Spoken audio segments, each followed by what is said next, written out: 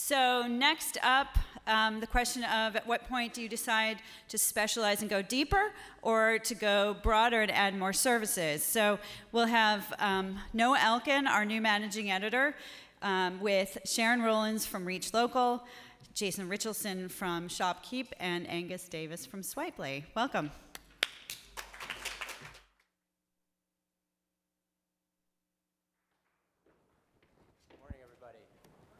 Welcome to our first panel of the day. I'm Noah Elkin. I'm the managing editor here at Street Fight. And we're going to talk about today, I think, one of the big questions that faces everybody who is a solutions provider in the connected local economy, which is at what point we think about when you go broad, when you go deep. And we have an excellent panel and ask them to all introduce themselves in a second and talk a little bit about what who they are and what their business does and what some of the challenges they face in dealing with this question. And all three of them have recently been the subject of interviews that we've done on Street Fight. So let me ask everyone to introduce yourselves, starting with you, Sharon. Okay, thanks, Noah. Hi, everybody. I'm Sharon Rowlands, CEO of ReachLocal. I've been with ReachLocal about 18 months now.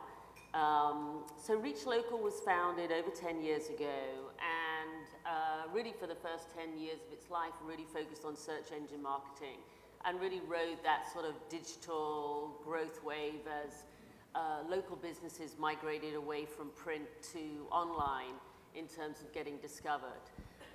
We've really been evolving the business from a pure play search provider to more of an integrated solution for our clients as we've realized that our clients really need to do much more than just search. They need to get found, they need to get contacted, and then really important is that they can go through the conversion process.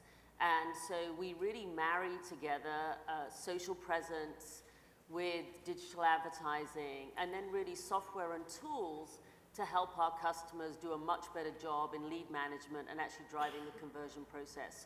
So we're sort of going through that journey from a pure play single product to a multi-product solution. Okay, and tell a little bit of everyone, if each of you can talk a little about who your main client base is. Oh, yeah, sorry. So we really serve local businesses. So that's both large brands and franchises that are marketing locally, as well as local-based SMBs. We tend to focus more on service organizations. So that's verticals like, home services, dental, healthcare, lawyers. Typically the clients that really need their phone to ring. We're all about driving calls, not clicks. Okay, excellent.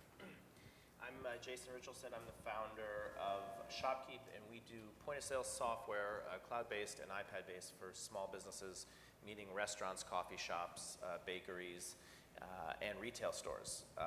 And we started 7 years ago out of my wine store, and have grown to we're approaching 20,000 customers all across the country.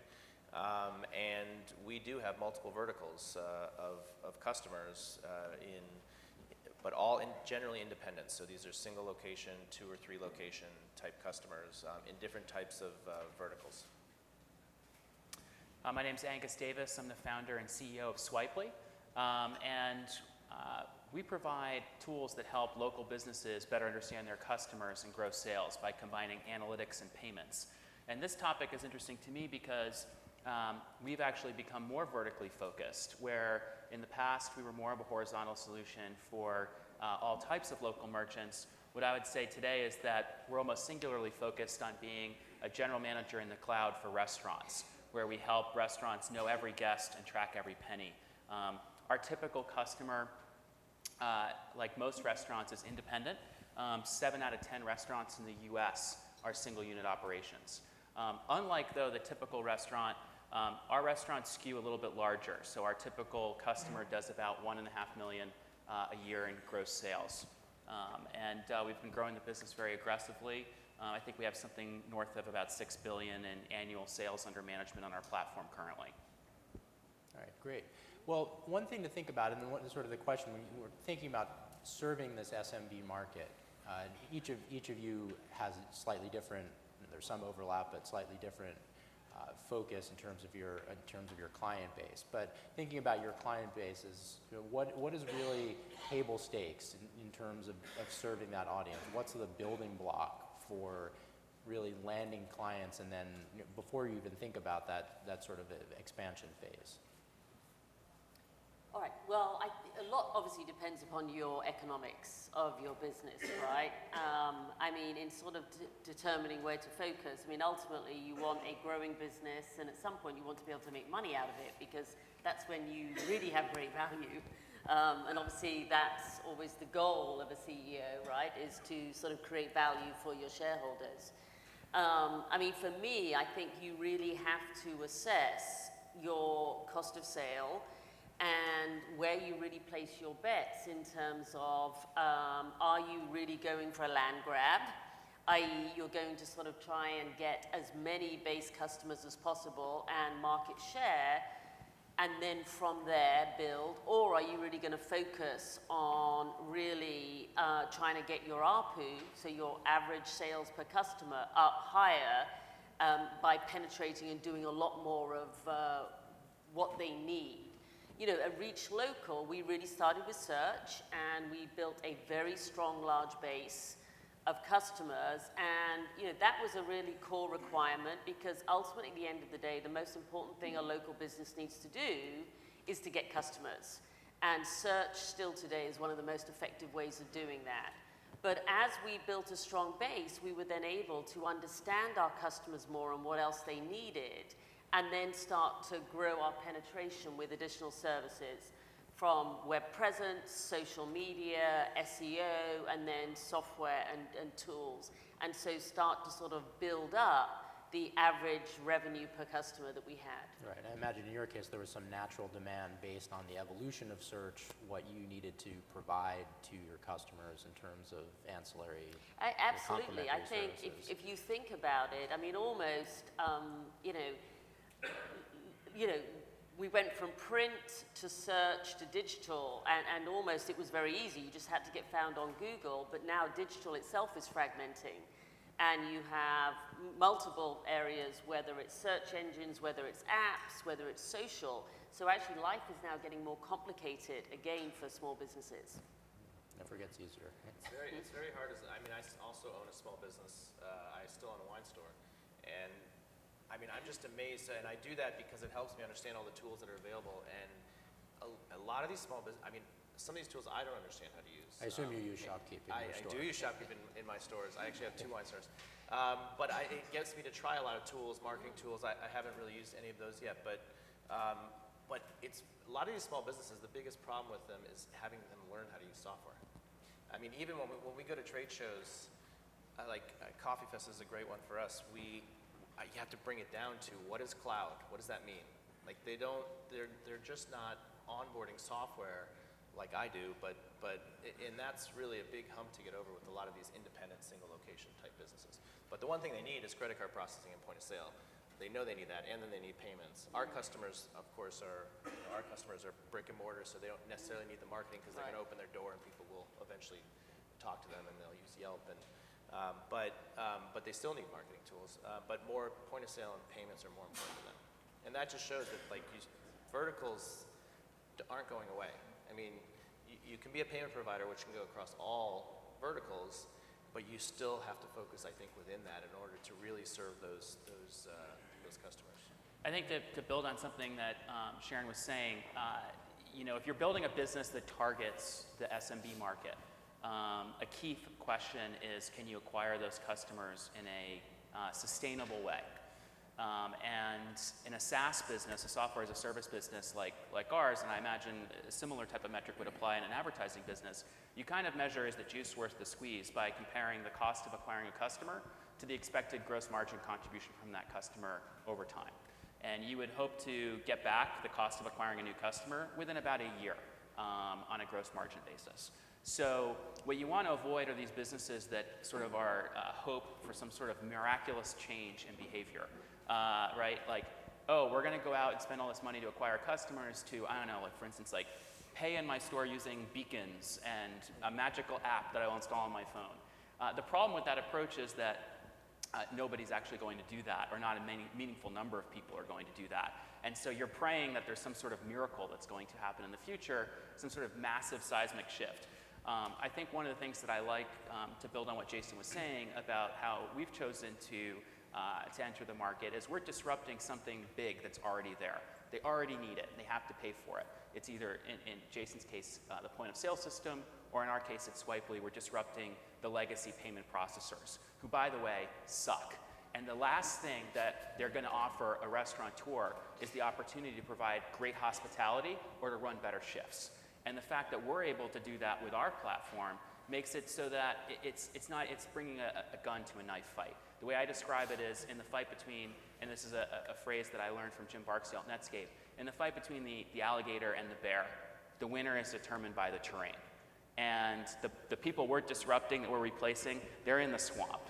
They're the alligators. And all we need to do is to show and educate our customer that there's this beautiful wooded terrain that they could explore when they get up and out of the swamp. And we crush the alligator every time we bring them up into that space.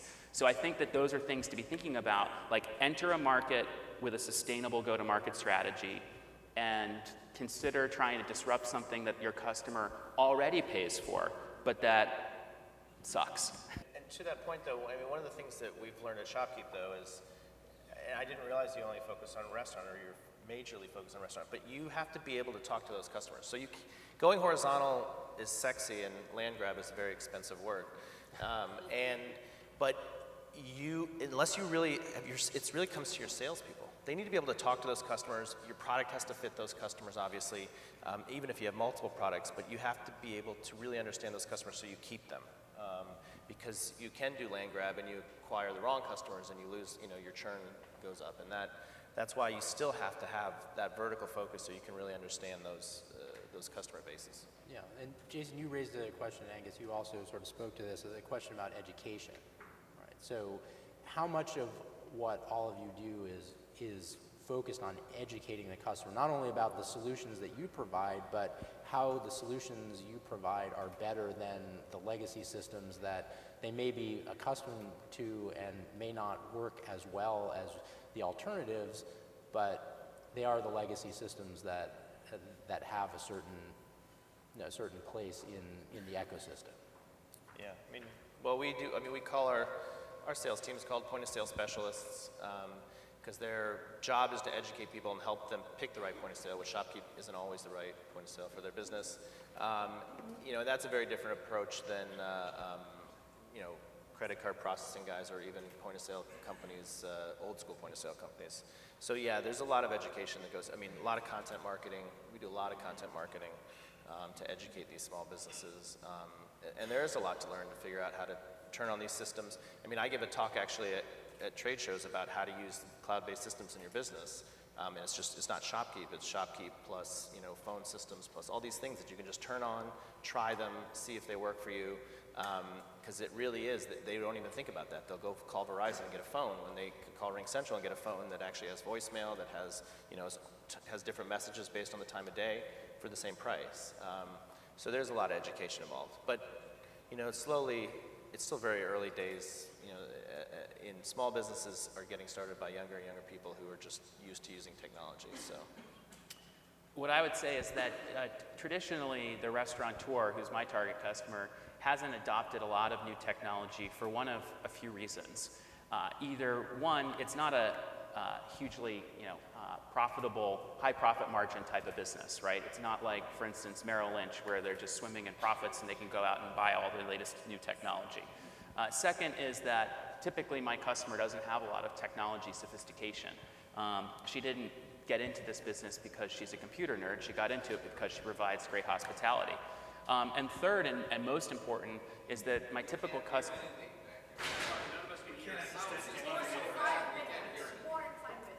There's a problem with the sound system. It's very echoey. Can we fix? Okay.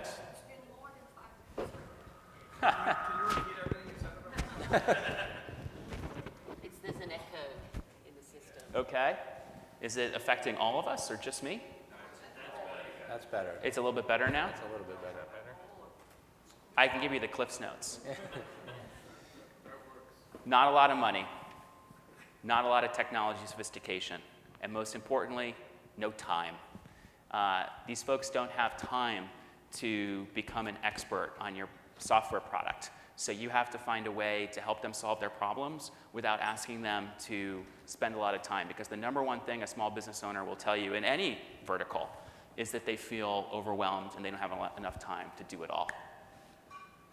I think education is really, really key. I mean, I think particularly when it comes to marketing, it's even more complicated because for the small business, they're dealing with, their savings. And for 100 years, people have been saying, I know 50% of my marketing dollars aren't working for me. I just don't know which 50%.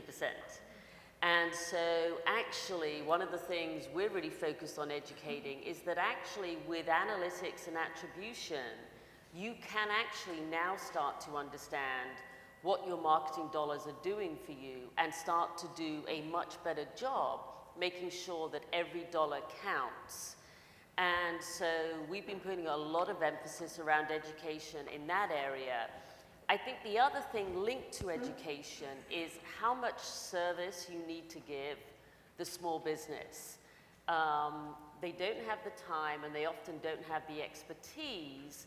So I actually believe that software with service is a very important model rather than, if you like, just software as a service. And so providing expertise and a proactive service model, I think is very important for this particular segment of the market. That's great. You coined a new acronym. Software with service. Extra points. Swiss, not SaaS.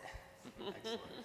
So, as you think about expansion, as you think about strategic opportunities, you think about need for scale, you have three basic options. You have build, you have buy, you have partner. What are the approaches? Think about you, because you Sharon, you've expanded a lot from the core. What is the route that you take? Sure.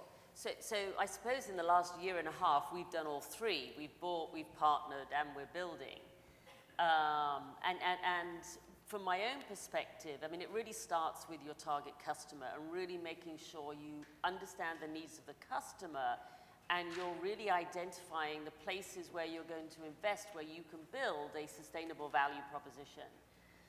So for ReachLocal, we've really focused on building out our software capabilities and really the analytics, the attribution, the lead management capability, because we sort of believe that's going to be at the core of the customer.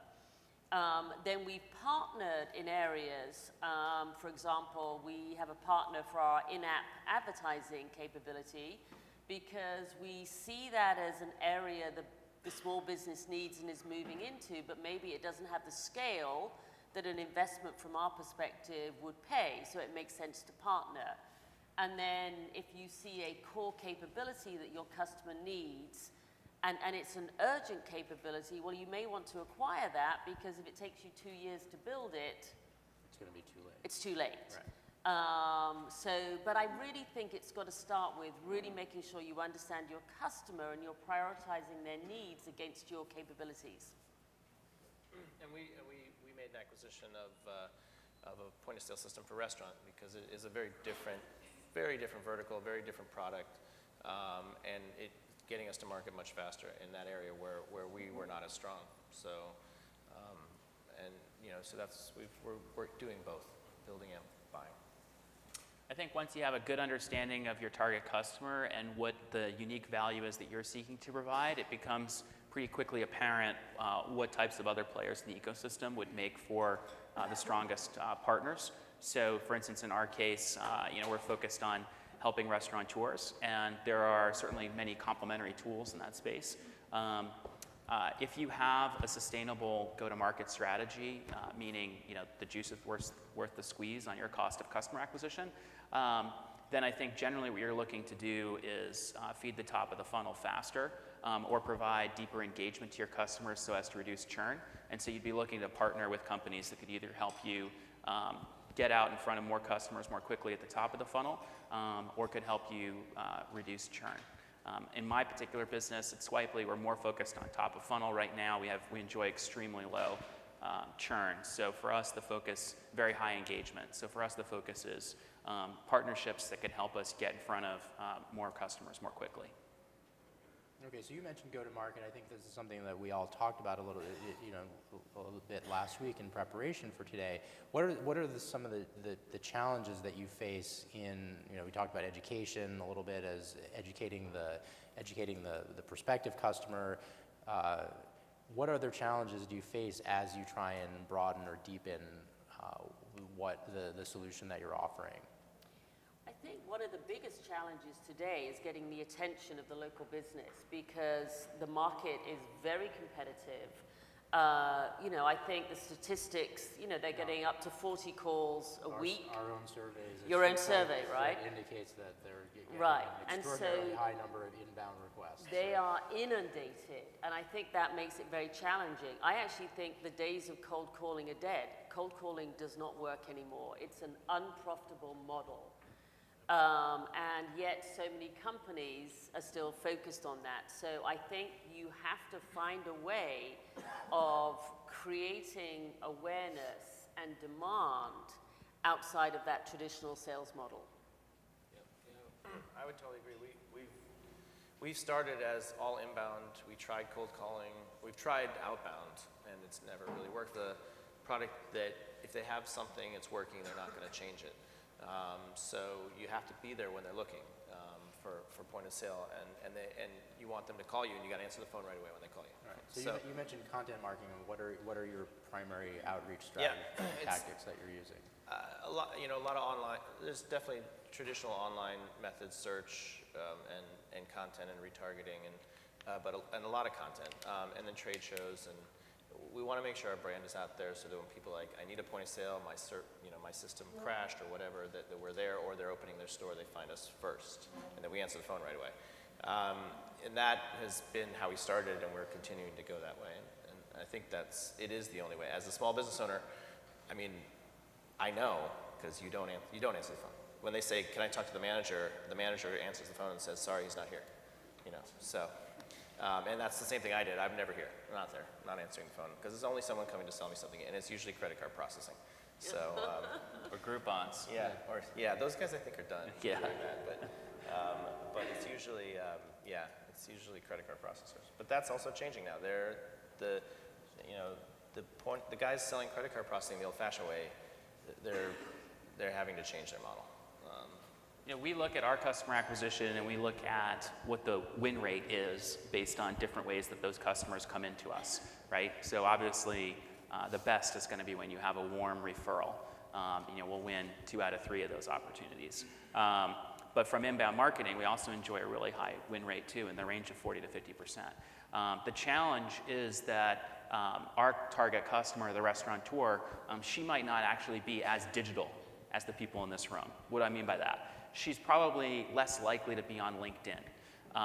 It's more challenging to target this person even though you know who she may be. You can't pull up, say, a tool like Inside View and find the name of the owner of that restaurant quite as easily.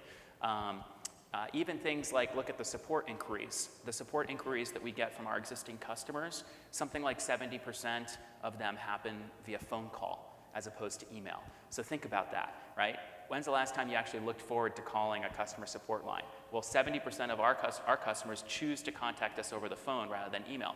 So in that type of world, because this target customer is less digital, the challenge is to get in front of them, because if you were to Google, how do I do great content marketing, all the usual bag of tricks and, the HubSpot book and the Marketo book and so on, predictable revenue, all that, they're not going to apply as well to this target customer today. That could change in the future, but for right now, and I suspect for a little bit longer, there is a real challenge in finding a way to engage with this target customer in a digital conversation. All right, well, last question before we open it up to the audience. Who or what, thinking about the sort of the competitive landscape, keeps you up at night? Well, from my perspective, I like fragmentation. Fragmentation is very good for my business model because when a market is fragmented, you need a layer to help you get to all the fragmentation, and that's a core part of our business model. So the fact that social is becoming very active from a lead generation perspective, the fact that, Yahoo and Bing seem to be trying to get their act together again, and Yelp is getting very active. I like that. The more activity, the better.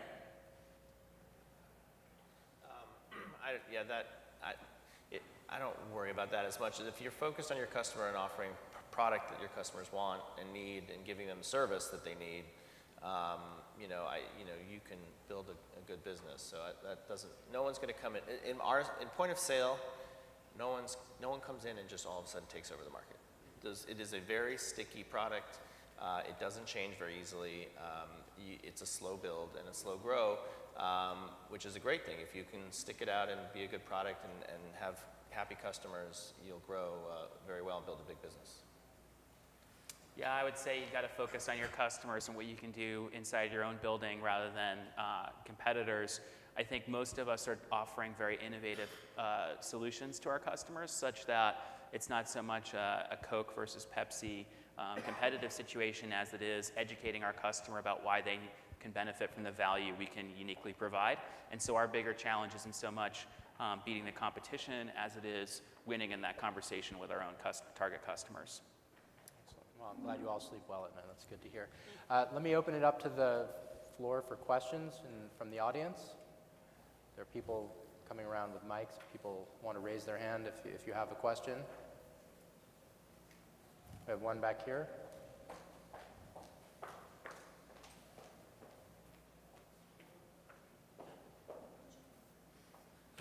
Hi. I'd like to, first of all, thank you for coming. And I wanted to ask about, I work with 400 home improvement companies across the country.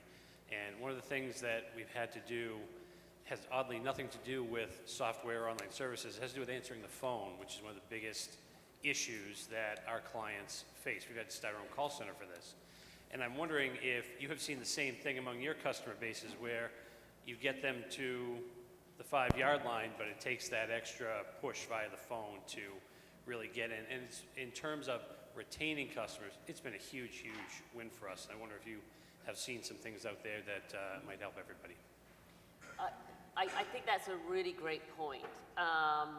We say to our customer base all the time, there's no point spending money to get leads if you then leak them, because you're not there for the conversion or the follow-up. And I think there are, particularly in certain verticals, if you do not respond fast enough, you've lost the lead. And so educating businesses on how to do a good job of answering the phone, following up, is absolutely critical.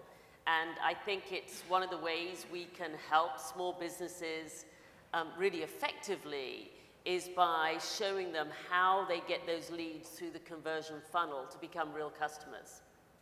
Yeah. And if you're talking about internally at Shopkeep, I think pretty much every one of our paying customers we've talked to on the phone. To onboard and for customer care, more than half our company is customer care and sales. So we have a lot of people on the phone. I would agree with that. Okay, I think we have time for one last question from the audience.